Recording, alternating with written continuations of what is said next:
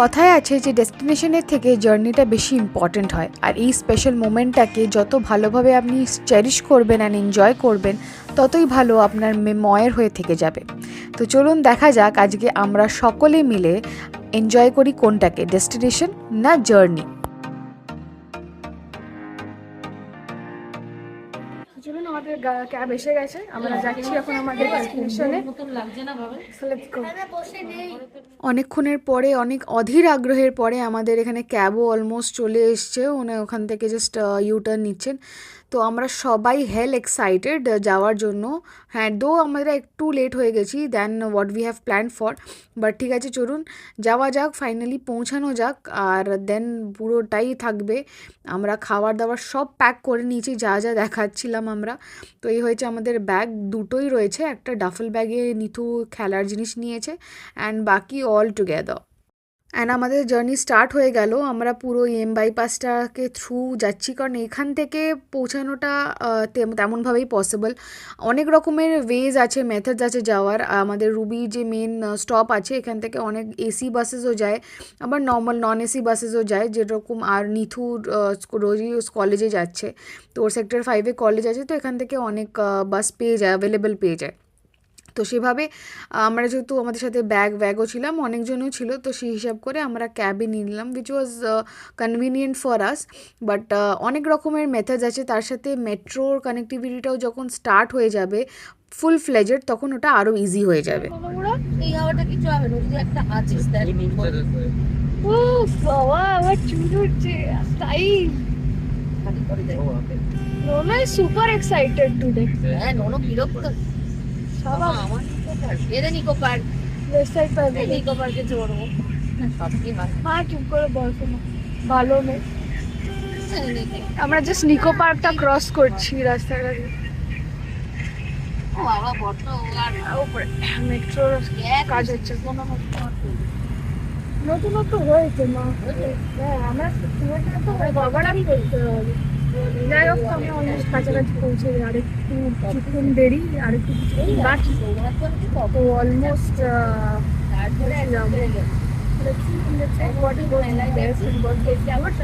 নিশ্চয়ই ডেফিনেটলি খুব মজা করবো, অনেক কিছু অওয়েটেড আছে। সেই এক্সাইটমেন্টটা পুরোটাই আমরা নিতাম করে রেখেছি।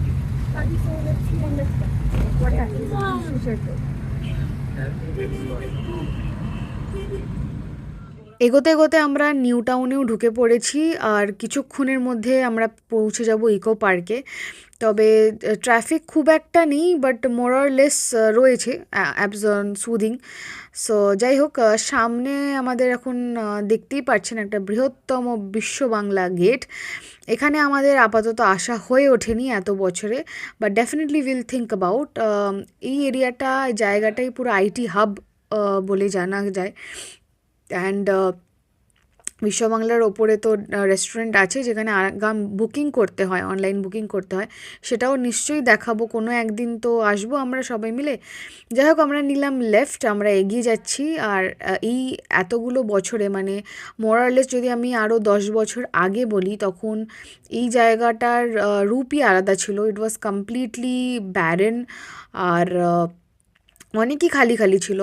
আমি এসছিলাম, বাবার সাথেই এসছিলাম এই জায়গাতে, কোনো কাজের শুরুতেই আসা।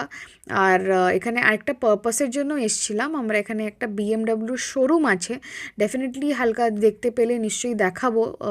তো সেখানে এসছিলাম একটা গাড়ি, মানে নতুন একটা কোনো বাইক লঞ্চ হয়েছিল, সেটাকে দেখতে, সেটা টেস্ট ড্রাইভ নেওয়ার জন্য। আর নাক বরাবর সিধা হচ্ছে আমাদের এয়ারপোর্ট, ডান দিকে পড়বে মাদার্স ওয়্যাক্স মিউজিয়াম, আর বাঁ দিকেই হচ্ছে ইকো পার্ক, যেটা স্টার্ট হবে গেট 1 টু গেট 4, বিশাল জায়গা নিয়ে।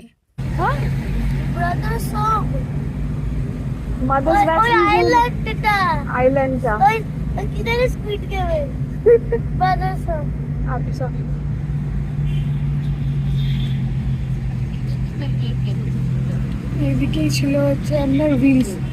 নি তো এটা আগে যে হার্লে ডেভিডসনের শোরুমটা, এটাতে লাস্ট এসেছিলাম বাবার সাথে, তখন এইগুলো ছিল না, পুরো খালি ফাঁকা মাঠ।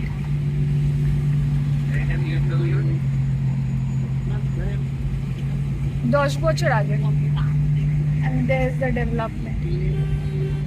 এখান থেকে শুরু হচ্ছে ইকো পার্কের গেট 1। অনেক বিশাল বড় জায়গা নিয়ে ডেফিনেটলি তৈরি, অনেক বছর বছর পুরনো।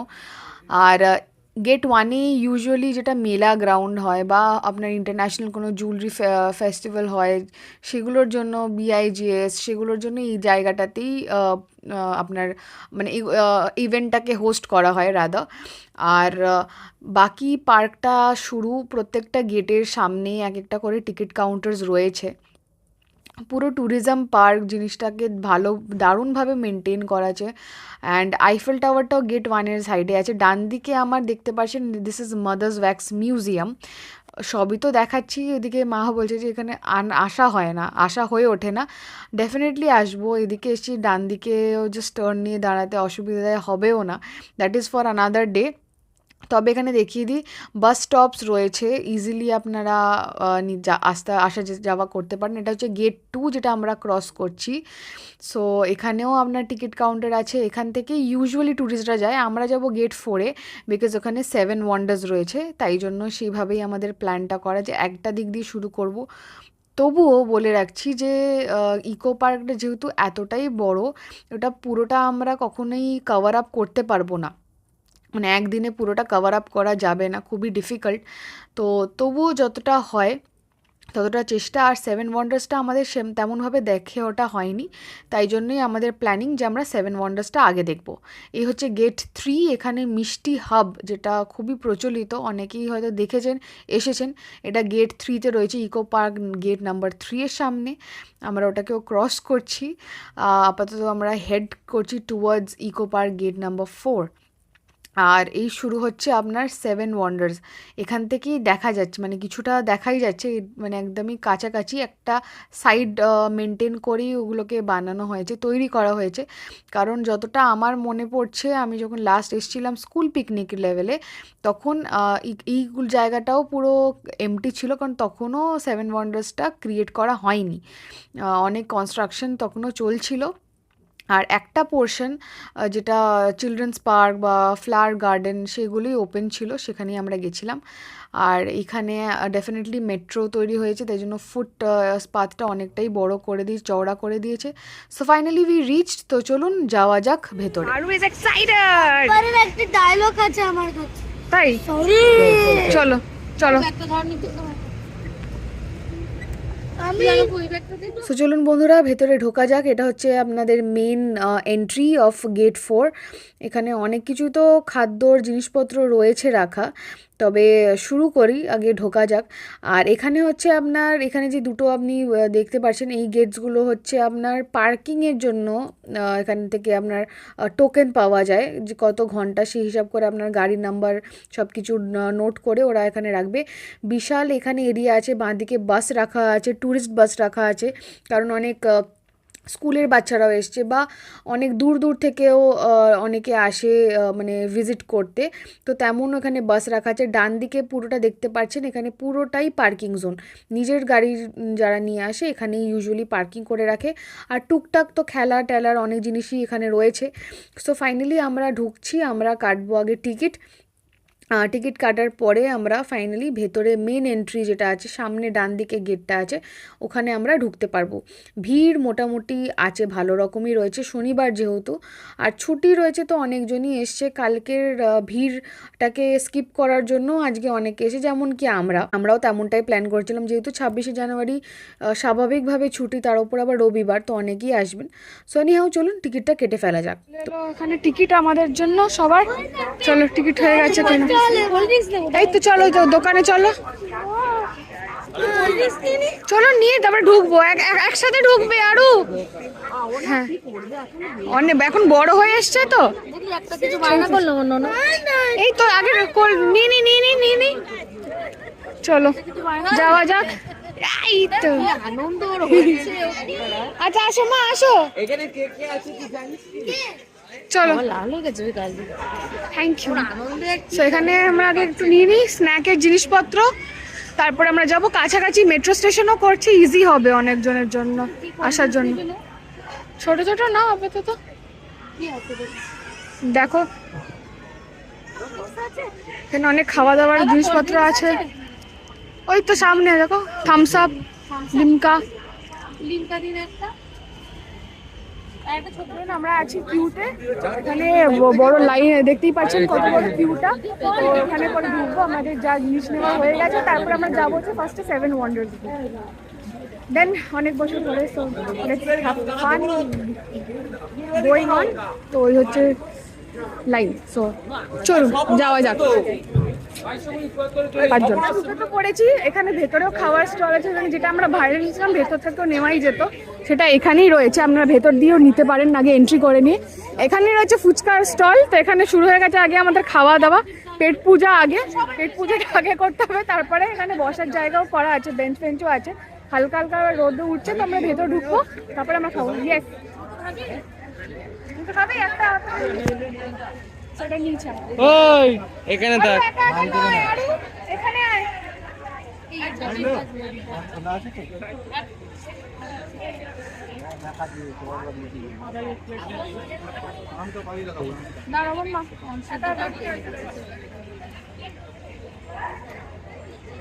কেমন লাগছে?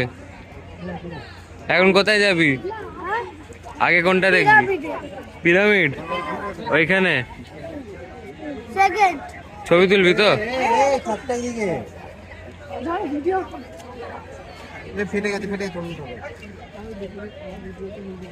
ফুচকা ফেটে গেছে, যার জন্য দাদা রেগে গেছে।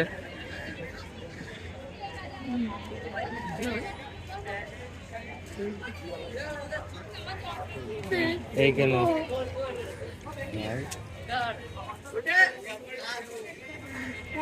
ফার্স্ট লেভেল তো হলো, এবার নেক্সট লেভেল আপনারা দেখতেই পাচ্ছেন এই যে জায়গাটা সেকশনটা, এখানে অনেক খাবারের জায়গা তো করা আছে, মানে আরামসে আপনারা মানে ছাতার তলায় দাঁড়িয়ে এখানে খেতে পারবেন। ছোট ছোট অনেক কুরকুম রেস্টুরেন্ট অ্যান্ড ক্যাফে, তো অনেক কিছুই করা রয়েছে। ডান দিকে আমার পে অ্যান্ড ইউজ টয়লেট রয়েছে, যেটা খুবই ইম্পর্ট্যান্ট একটা জিনিস। আরেকটাও রেস্টুরেন্ট রয়েছে, এখানে টুকটাক করে অনেক নতুন নতুনও রেস্টুরেন্টস ওপেন হয়েছে, কারণ লোকজন যত বাড়ছে তত ডেফিনেটলি খাবারের জায়গাটাও ইনক্রিজ করাটা দরকার। আর এখানে একটা গেম পার্কও ওপেন হয়েছে রিসেন্ট। সো আমরা এগিয়ে আগে যাই সেভেন ওয়ান্ডার্স এদিকে গেম পার্ক। তো চলুন আমরা এগোই, এখানে অনেক রেস্টুরেন্টস রয়েছে, তাও আমরা খাবার দাবার নিয়ে এসেছি অলরেডি। তো যাওয়া যাক, আগে একটু জায়গা খুঁজে বসা যাক। আর আমি আরেকটা জিনিসও খুঁজছি, যেটা হচ্ছে চার্জিং পয়েন্ট। আপাতত চার্জ আছে, তবু যখন প্রয়োজন লাগবে তখন দরকার হবে। এই এখানে গেম পার্ক রয়েছে আলাদা।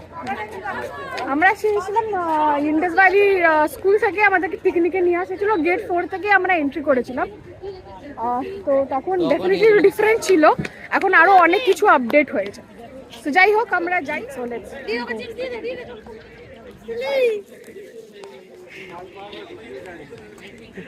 সেভেন ওয়ান্ডার্সের টিকিট কাটা হয়ে গেছে, বড় বা বাচ্চা দুজনের জন্য, সবার জন্যই সেম।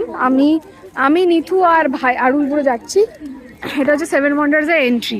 লাস্ট টাইম আমরা বিশাল ভিড় পেয়েছিলাম, বিশাল। তো চলুন যাওয়া যাক। এদিকে ঢোক, একই তো এনে তিনজনের। চলো ঢুকে পড়েছি সেভেন ওয়ান্ডার্স। এখানে 30 rupees per person ticket. So সামনেটা টাচ করতে বারণ আছে।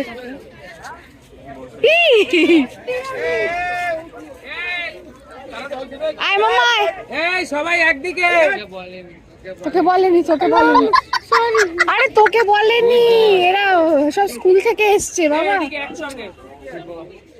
আমরাও তো এক্সাইটেড ছিলামই সেভেন ওয়ান্ডার্স দেখার জন্য, আর তার থেকেও বেশি এক্সাইটেড ছিল হচ্ছে আরু। ওকে নিয়ে আসাটাই হচ্ছে বেশি ইম্পর্টেন্ট, কারণ এখন ওর অত হয়তো হিস্ট্রি সাবজেক্ট হিসাবেও নেই, বাট ও খুবই রিসার্চ করে জিনিসপত্র, এটা কি বৃত্তান্ত খুবই সার্চ করে সেটার ব্যাপারে জানার চেষ্টা করে, আমাদেরকেও জিজ্ঞেস করে। তো যেরকম হয় সেই অনুযায়ী ওকে শেয়ার করি, ওকে এক্সপ্লেন করি কোনটা কি, তার মধ্যে কি হয় বৃত্তান্ত এক্সেট্রা।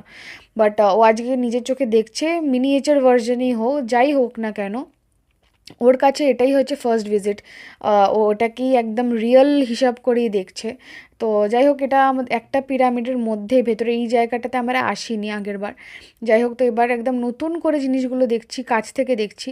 তো যাই হোক, এখানে একটা মামি মতন বানিয়ে এখানটাতে রাখা হয়েছে, কারোর একজনের টুম্ব রাখা হয়েছে। আর পুরো দেওয়ালগুলোতেই যেরকম ইজিপশিয়ানের যেরকম স্ক্রিপচার্স বা পেন্টিং, ওয়াল পেন্টিংসগুলো থাকতো তেমনই ডেপিক্ট করা রয়েছে। ঠিক মনে হচ্ছে হিস্ট্রি বুকসে আমরা যা পড়েছিলাম ছোটোবেলায় সেগুলোই যেন চোখের সামনে। তো যারা গেছেন ইজিপ্টে তারা আরও বেশি ভালো বলতে পারবেন, আমার কাছে এটাই অনেক।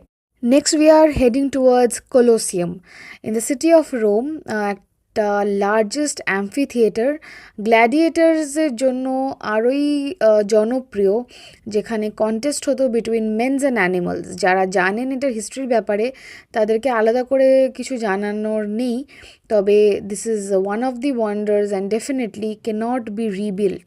তো চলুন ঘুরে আসি আরেকটা ওয়ান্ডার। আচ্ছা, কলোসিয়াম।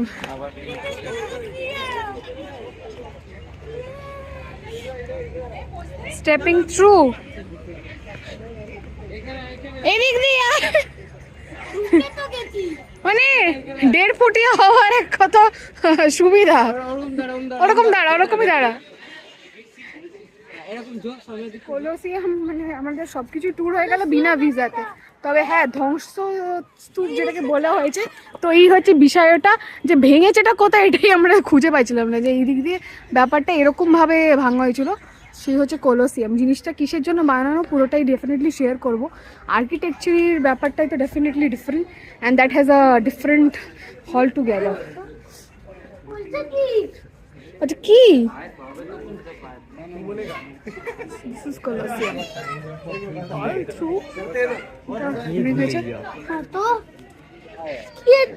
কি এটা এখানে কি অ্যানিমালটা কি আছে দেখ, ডান সাইডে দেখ, রাইট সাইড লোকজন বসে থাক।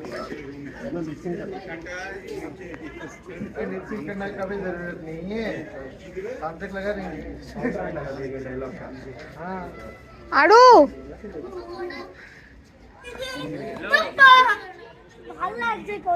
বুঝতে পেরেছি বাবা, অনেক বছর আগে। এবার আমরা যাওয়া যাক তাজমহল। দেড় গোজ। হ্যাঁ চলো আলিপুরা। সব থেকে দেখ একটা পয়েন্ট, কলোসিয়ামে এত ভিড় নেই কেন? কারণ মানুষ সেইটার হিস্ট্রির বিষয়ে জানেই না, যে কলোসিয়ামটা কেন ভেঙেছিল, কলোসিয়ামটা আদৌ কি। ভাই সবাই মানুষের হিস্ট্রি জানে না, তাজমহলের হিস্ট্রি সবাই জানে না, সবাই জানে না শাহজাহান এটা যার জন্য বানিয়েছে, তারপরে তার বোন কি আবার বিয়ে করেছে। Exactly so. তো কোন ভালোবাসা দিয়ে এটা বানিয়েছে কেউ জানে না। গ্রেট ওয়াল অফ চায়নায়ও যেতে হবে, তাড়াতাড়ি আয়। তাজমহলে ঢুকছি, আগে তাজমহলটা কমপ্লিট করি। ফাইনালি তাজমহলের সামনে আমরা। আরো বড় দাঁড়াও, আরো বড়। আর নিচে ছবিটা তোল, নিচে ছবিটা তোল। আগ্রা যবে যাব, তবে তার আগে এখানটাই ঘুরে নেওয়াটা বেশি ইম্পর্টেন্ট। দাঁড়া, এখানে আরো বুড়ো আগে ঘুরে নিল, তো আমরা উঠবো, আমরা তাজমহলটার ওপরটাই উঠবো ডেফিনেটলি। এখানটা দাঁড়া, এখানে ছবি তোলা আছে। তারপরে আমরা ওখানে পেট্রাতেও যেতে হবে, আর আরো দুটো আছে আমাদের কাছে। সব থেকে ভিড় হচ্ছে তাজমহলে, দেন এনি আদার ওয়ান্ডার্স। কেন দিদি তাজমহলে ভিড়? লোকে তাজমহলটাকে আলাদাভাবে দেখে without knowing the actual history. ঠিক আছে চলো। True marble floorings only. ভালো কাজ করেনি তো তেমন করলে তো আঙুলি ভেঙে দিত।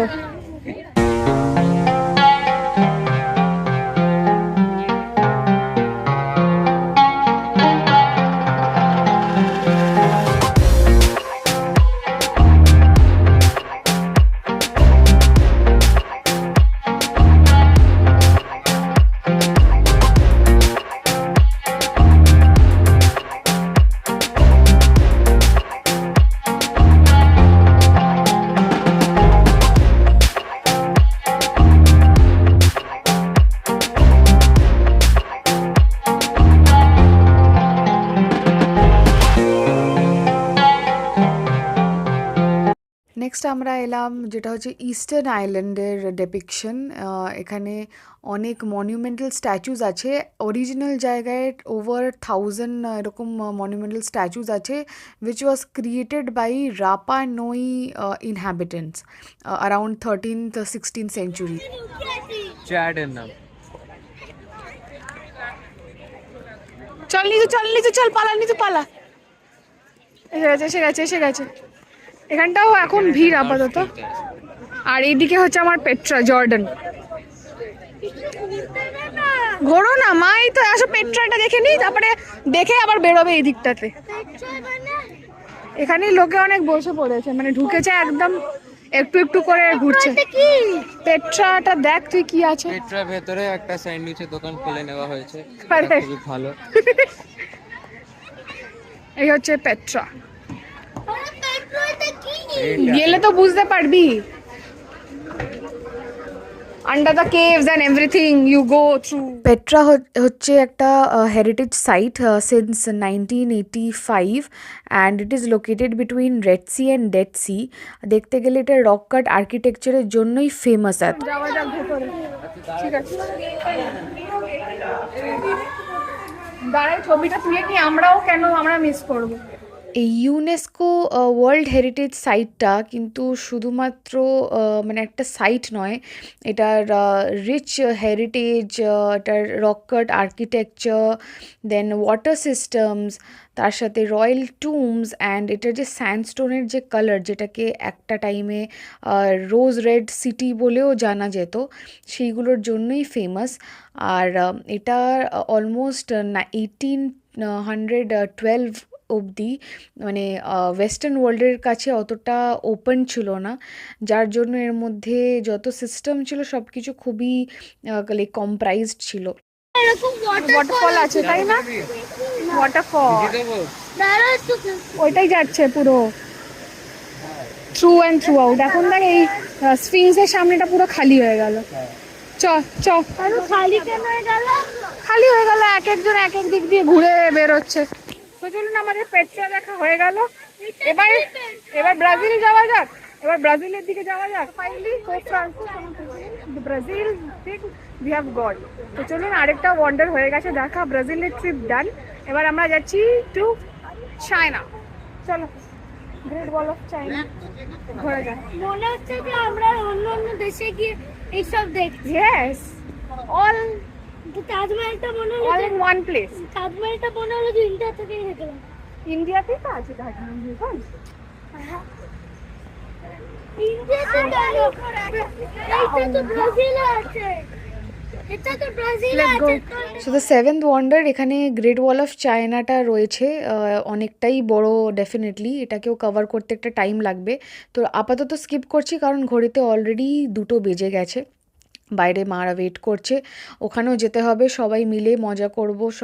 এখানে অনেকটা টাইম স্পেন্ডও হয়ে গেছে আমাদের, ডেফিনেটলি এতটা জায়গা কভার আপ করতেও টাইম লাগে।